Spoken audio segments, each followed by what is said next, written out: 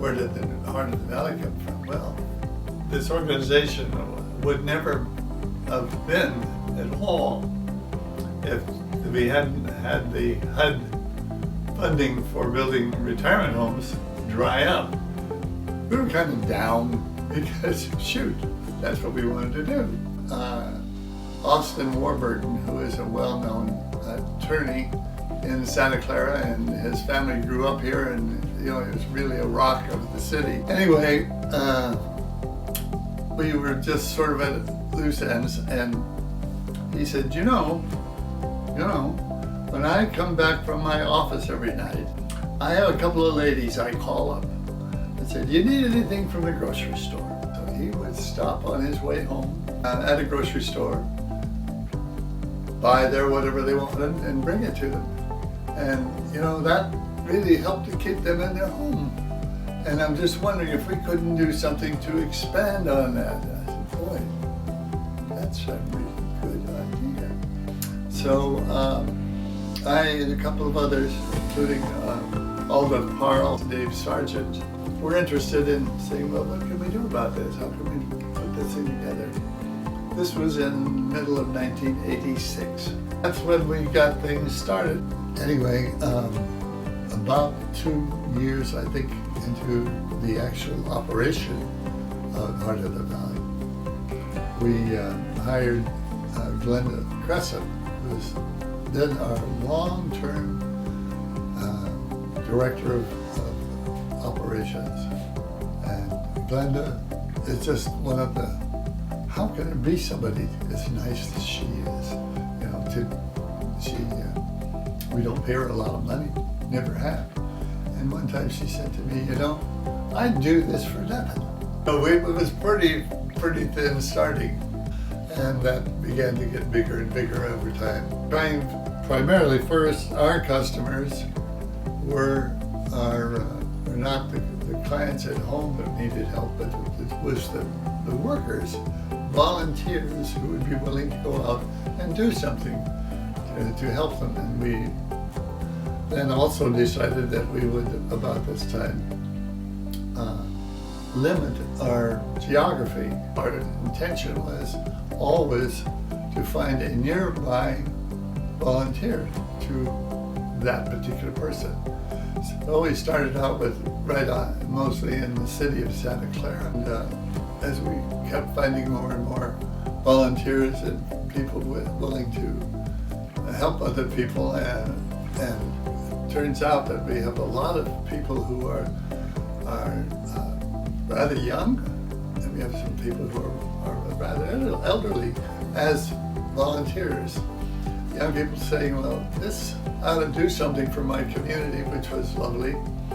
And so they could do this and fit it in with their time schedule, with going, say, to school or something, and yet be able to help us. And then they were people who were retired, who had time on their hands, and said, well, I got to do something.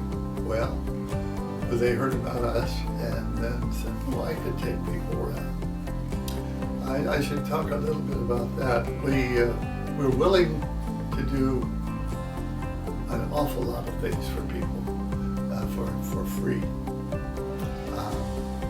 We were thinking that we were doing a lot of home repair things, cook a meal. But the biggest single thing that we've ever had to deal with is transportation. And so that's our major thrust. The volunteers have all felt never wanted to take money for anything. As it's turned out over time, we've ended up with volunteers and clients who have become good friends. And it's a wonderful feeling. You do something for somebody else without any recompense or pay or something like that. And you're really giving of yourself. Most people are very, very appreciative of the service provided by Heart of the Valley. Anyway, Glenda is still, for at least 25, it must be 26 years now, that she's been the driving force for managing our volunteers and programs of every nature, helpful to the people of our neighborhood. So that's really where it came from. And we're ready to help people out. And that's been basically the best way we've ever operated, is word of mouth. I see somebody picked you up and took you to the doctor. How much did that cost you? And we still from time to time have people saying, "Oh, okay, well, if I pay you, what's this going to cost me?" And the answer is nothing. And it's hard for people to accept, but it is true. And so that's some of the best advertising we can do.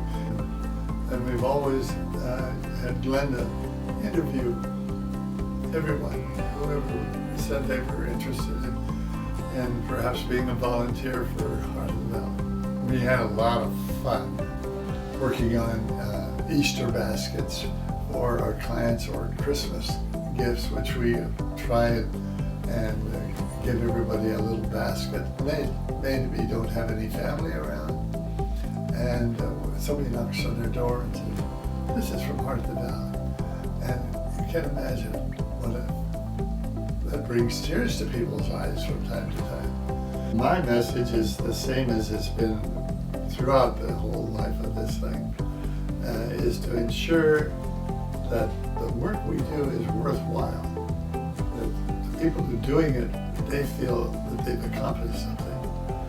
You know, we're dealing one-on-one with people. We don't want to be all grow great big facility, and because we know that was removing us from our objective, which is helping our neighbors. I think a big way we raise money is from people like Glenda going out and talking to organizations, and then to people who we've helped.